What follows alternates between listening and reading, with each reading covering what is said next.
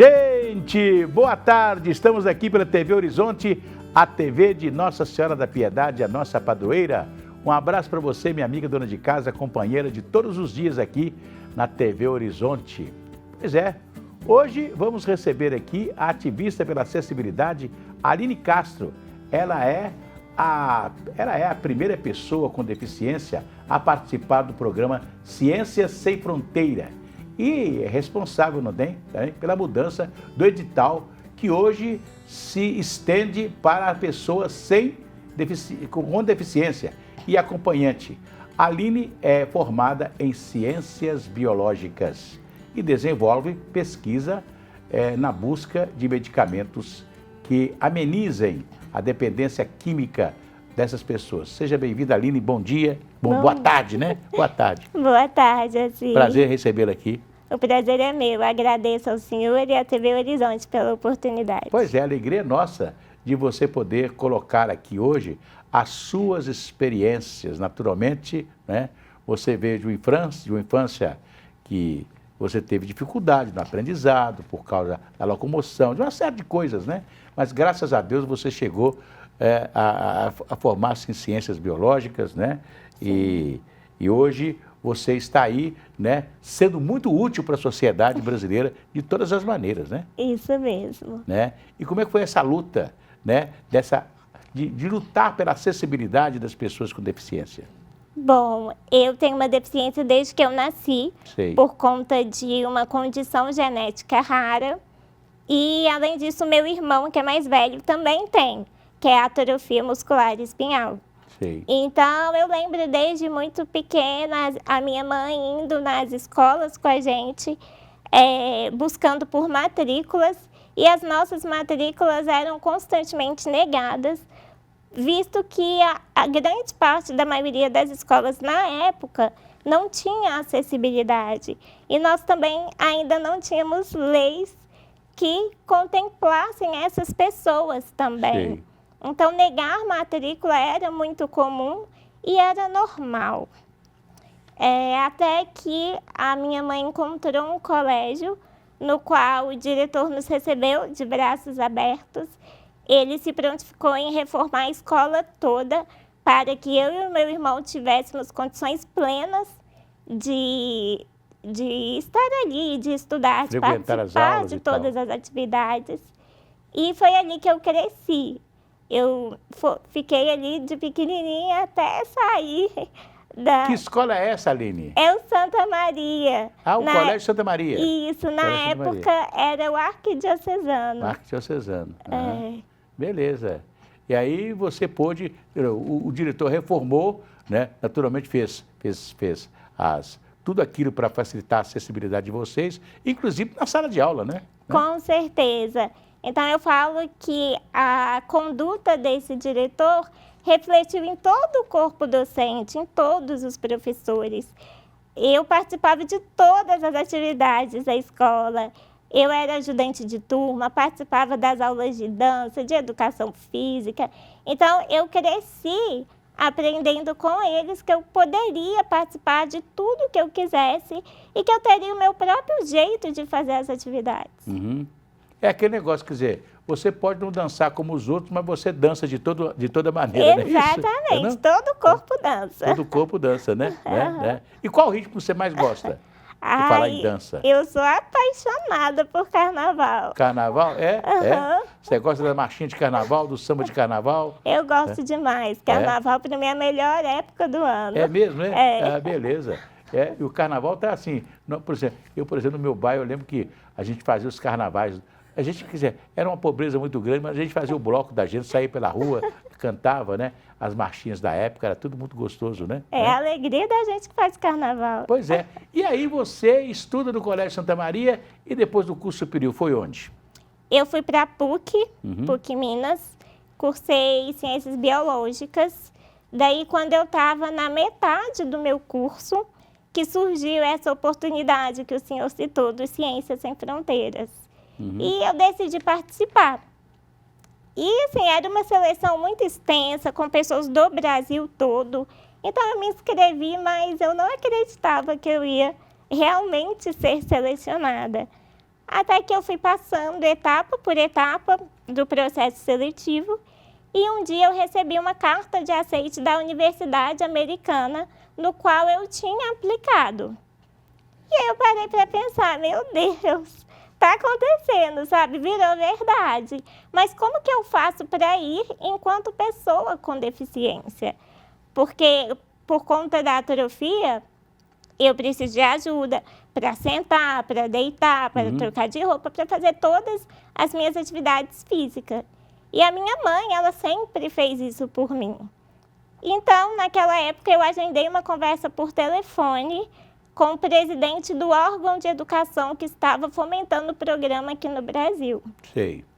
Eu liguei para ele, eu expliquei toda a minha questão e perguntei como que ele poderia facilitar a ida de um acompanhante comigo, visto as minhas necessidades. E ele foi muito ríspido comigo e frio. Ele falou, é simples, se você não tem condições, você não vai. E eu falei com ele, poxa, mas eu tenho condições, porque eu estou com uma carta na mão, inclusive assinada pelo senhor, que eu sou uma aluna de excelência. Então, ter uma deficiência não me faz não ter condições. E ele falou, não, você não vai. Na época, eu tinha uma semana para resolver toda essa burocracia. Sei. Eu tinha que ir para o Rio de Janeiro pegar o visto de estudante, mandar para a Universidade Americana, para eles emitirem a passagem, todas essas questões. E eu não sabia o que fazer. Até que eu contei para um dos rapazes que tinha sido selecionado comigo no programa. Eu falei, olha, aconteceu isso comigo, eu não sei o que eu vou fazer, mas eu vou dar um jeito. Eu não vou deixar de ir nesse intercâmbio. E eu fui assistir aula na PUC. Quando eu voltei para casa e eu abri as minhas redes sociais, eu tinha mais de 10.000 notificações em uma hora. Tinha fila de repórter na minha casa e eu não estava entendendo o que tinha acontecido. Quando eu vi, este meu amigo jogou a minha história nas redes sociais e ela viralizou. Então, eu recebi mensagens de gente do Brasil inteiro me apoiando, falando, olha, se você precisar de ajuda, a gente vai te ajudar, mas você vai nesse intercâmbio. E com 24 horas, a secretária desse presidente do órgão fomentador me ligou, falando que tinha havido um mal-entendido. Eu que entendi errado. Ah, você que entendeu errado. E ela me mandou uma carta falando que eu teria direito a um acompanhante, que seria a minha mãe. E perguntou se eu estava satisfeita. E eu falei que não, porque nós precisávamos de mudar o edital do programa, porque eu não queria que essa conquista fosse minha. Eu queria que fosse uma conquista coletiva. Eu queria que, a partir do meu caso, outras pessoas com deficiência tivessem a mesma oportunidade que eu tive. E foi através dessa história que nós conseguimos mudar o edital do Ciências Sem Fronteiras. Beleza, e aí hoje o edital já naturalmente já permite, né, que as pessoas com deficiência tenham um acompanhante, não é isso? Sim, o meu edital foi o último que não contemplava, né, as pessoas com deficiência, e dali para frente ele foi mudado realmente, porque na hora de preencher as perguntas, não perguntava sequer se o estudante tinha ou não uma deficiência. E aí eles mudaram toda essa estrutura. E eu estou baseando no que você está me dizendo, né? E dessa luta que você empreendeu e que não só resolveu um problema seu, mas você resolveu um problema de muita gente que tem dificuldade de acessibilidade. Eu fico me lembrando aqui, olha que coisa interessante, hein? Não sei se você sabe. Nós temos um teatro aqui que está fechado em Belo Horizonte. Um teatro que está fechado. Um teatro maravilhoso, famoso, que era o Teatro da Imprensa Oficial, que mais tarde ganhou o nome de Teatro Clara Nunes. Por que esse teatro está fechado? Porque o teatro, a acessibilidade do teatro era através de escada. Você, ali na rua Rio de Janeiro, você entrava no teatro, subia uma escada para chegar no local do teatro, né? Você subia uma escada para dar acesso ao teatro. Mas aí o Ministério Público exigiu que se fizesse um elevador Sim. para as pessoas idosas e com deficiência, para ter acesso ao teatro, como com as outras. Aí, por economia, porque não tinham condições, você vê, empresa oficial, governo do Estado, algo do governo do Estado, não tinha condições de fazer um pequeno elevador que hoje você encontra aí em bancos, você encontra em vários lugares, no Mercado Central mesmo, o Banco Santander lá tem um elevador para levar até ao interior do banco uma pessoa com deficiência. Aí fizeram o quê? Fecharam o teatro.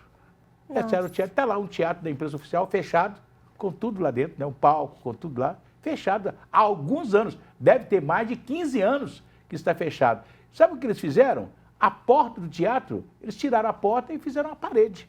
Ai, meu Então você Deus. passa na Rua Rio de Janeiro ali, em frente, se vocês quiserem ver, fica em frente ao Sesc Paládio, onde era o Cine Paládio, fica em frente, né? Está lá, fechado, por causa de que eles se recusaram, ou não tiveram dinheiro, ou não sei o quê, para fazer um elevador para facilitar a acessibilidade das pessoas. Mas eu acho que toda a sua luta foi muito importante, porque hoje, né, a sua luta, não só no Ciências Sem Fronteira, que eu não sabia que tinha Ciências Sem Fronteira. Médicos Sem Fronteira eu conheço, né? Sim. Né? O Ciências Sem Fronteira eu não conhecia, né? Sim. Então, você já está frequentando Ciências Sem Fronteira? Eu passei 9 meses nos Estados Unidos estudando. Uhum. Fiz meu curso de inglês, tive acesso a laboratórios, né, da minha área. Daí eu voltei e me formei na graduação e logo eu entrei no mestrado na UFMG e hoje eu estou terminando o meu doutorado pela mesma universidade. Beleza. Mas nós vamos continuar conversando no segundo bloco, porque você fala aqui que você está fazendo pesquisa em busca de medicamentos que amenizem, né, a dependência química, né? Então nós vamos conversar sobre isso. Mas antes eu vou cantar uma musiquinha.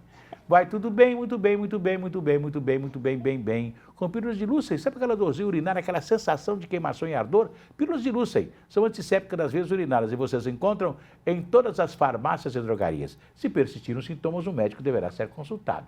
Até daqui a pouquinho.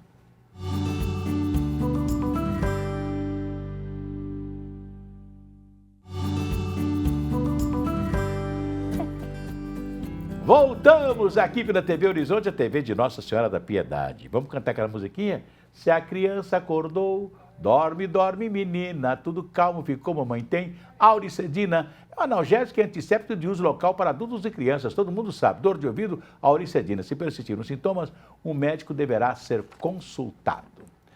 Pois é, Aline, nós estamos falando aqui com a Aline, né? Conversando com a Aline, que é a Aline que tem uma história de vida muito interessante, ativista, né? Que está contando para a gente as dificuldades que ela teve para estudar, para fazer um curso fora do Brasil. E agora a outra luta de medicamentos que possam, né, naturalmente, colocar a pessoa com deficiência sem essa dependência química. Como é que você está fazendo isso? Que pesquisa é essa que você está fazendo? Bom, eu estou fazendo meu doutorado, terminando meu doutorado na UFMG, e eu trabalho no laboratório de neuropsicofarmacologia. Sei. Então, nós estudamos intervenções farmacológicas, né, possíveis medicamentos para atenuar essa questão da dependência química. Sei. Então, desde o mestrado eu estou nessa linha de pesquisa, agora vai completar 6 anos de pesquisa e já eu termino meu doutorado. Que beleza. Pois é, e aí você já está começando a descobrir, naturalmente, vai pesquisar, descobrir um tipo de alimentação ou um tipo de medicamento que é mais condizente, melhor para as pessoas com deficiência? Como é que é? Não, na verdade, é melhor para as pessoas com dependência química no geral. Sei. Porque é por conta de mecanismos mesmo do nosso corpo que as pessoas desenvolvem este transtorno. Uhum. E muitas das vezes a gente ouve falar, né, a pessoa não tem vergonha na cara, vai mexer com droga. Mas, na verdade, não é isso. É um transtorno neuropsiquiátrico que essa pessoa tem. Então, o cérebro dela, com o uso das drogas, se modifica de uma forma que ela não consegue largar naturalmente. Sei. Então, nós pesquisamos na UFMG possíveis intervenções para atenuar essas questões. Ah, que bom. Eu estava pensando, né, quando você falou aqui na amenizando a dependência química, eu pensei logo na pessoa com problema, né, como você tem, né, que às vezes tem que tomar um tipo de medicamento que tem uma dependência química, né? Sim, sim. Mas a dependência química, de uma maneira geral, ela é uma coisa muito difícil, né? Muito difícil. Eu sei, por exemplo, um cara que... teve um prefeito na cidade de Washington,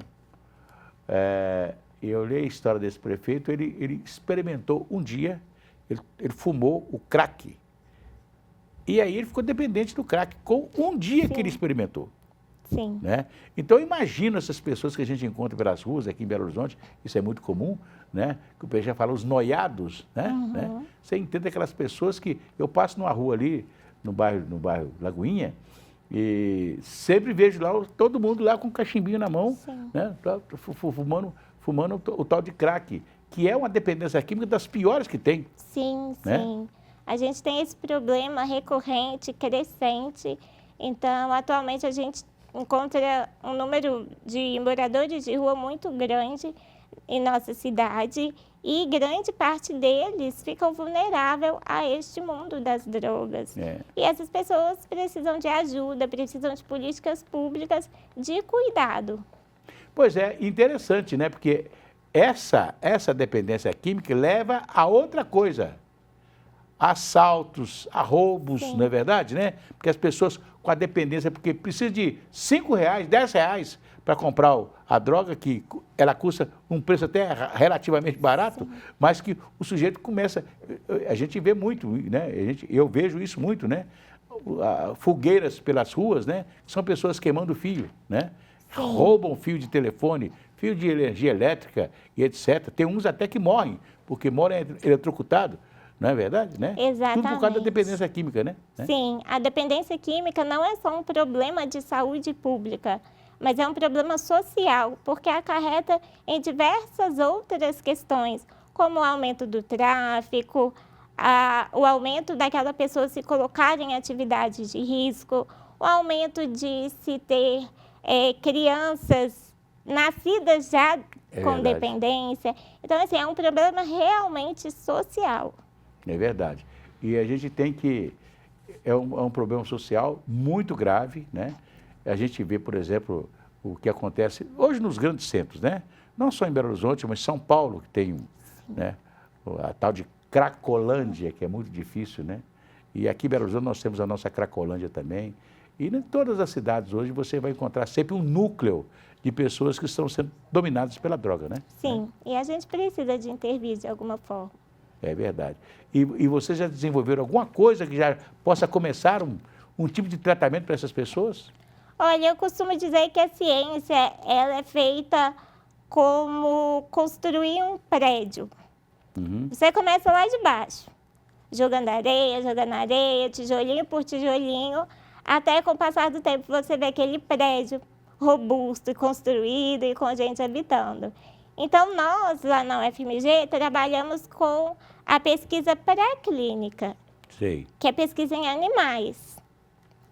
E dessa forma, nós precisamos consolidar essas descobertas, esses conhecimentos científicos na parte pré-clínica para, então, evoluir até chegar para a população. O duro seria arranjar, o mais difícil é arranjar um remédio que a pessoa possa tomar e não ter a dependência, né? Sim. Esquecer um pouco da droga, né? Exatamente. Né? Não é verdade, né? Seria uma coisa maravilhosa se tivesse uma injeção ou mesmo tomasse um remédio qualquer, né? Pela via oral, que pudesse acalmar a pessoa naquele momento que ela mais precisa da droga, não é verdade? Sim, com certeza. E na UFMG a gente tem diversas outras linhas de pesquisa. Nós já temos aí bem avançado a questão da injeção para a dependência de cocaína. Então, assim, a ciência é muito legal de se ver porque ela evolui. Ô Aline, você que está enfrentando essa coisa de frente, né? Qual é a sua opinião quando você vê o Supremo Tribunal Federal discutindo a possibilidade de algumas drogas ilícitas serem usadas pelas pessoas? Olha, eu acho que a ciência está aí justamente para nos ajudar e para nos conduzir em relação às políticas públicas. Então, todas essas discussões, elas devem ser antes pautadas por pessoas que realmente possuem esse respaldo científico. E atualmente nós não vemos a ciência ser utilizada pela política, quando na verdade é uma coisa que deveria andar de mãos dadas. É verdade. Porque é somente a partir de um conhecimento técnico e científico que nós deveríamos partir do ponto para tomar iniciativas em relação a políticas públicas e para basear todas essas questões, essas discussões. Pois é, a ciência já nos deu uma informação científica muito forte, que é, você retirar da maconha alguma substância que vai nos ajudar, né, a combater certo tipo de doença, não é verdade? Sim. Mas aí é a ciência dizendo que aquele produto tem uma substância que ajuda em combater uma série de outras coisas na vida da gente, não é? Sim, né? exatamente. Mas não está a ciência abrindo a possibilidade das drogas serem consideradas lícitas, não é verdade? Né? Na verdade, a gente consegue extrair compostos e isolar. Por isso, essa é uma discussão muito ampla, que deve ser feita com muita técnica e cuidado. Porque a partir do momento que nós falamos para a sociedade que alguns compostos da maconha, por exemplo, possam ser utilizados nessa questão da dependência, para o tratamento da dependência, a gente tem que tomar muito cuidado de não levar essa informação no sentido de você fumar maconha vai te ajudar a não ser dependente de outras drogas. É verdade. Aliás, eu fico me lembrando aqui que você fala que tira da cobra o veneno para fazer o soro, o antiofídico, né? Mas nós podemos até ver, pode ter um estudo que você retira de... Eu não sei, por exemplo, a folha da coca, né? Ela pode ter outros momentos assim de importância para a ciência, mas não para produzir cocaína, não é verdade? Exatamente. Né? Nós temos milhares de compostos em uma única planta. Então, a gente tem que trabalhar com cada um deles para determinada questão. Pois é. Vocês já fizeram algum estudo assim para saber, por exemplo, que os índios, né, têm um costume, não vamos dizer farmacológico não, mas eles têm lá a farmacopéia deles lá, não é verdade? Né?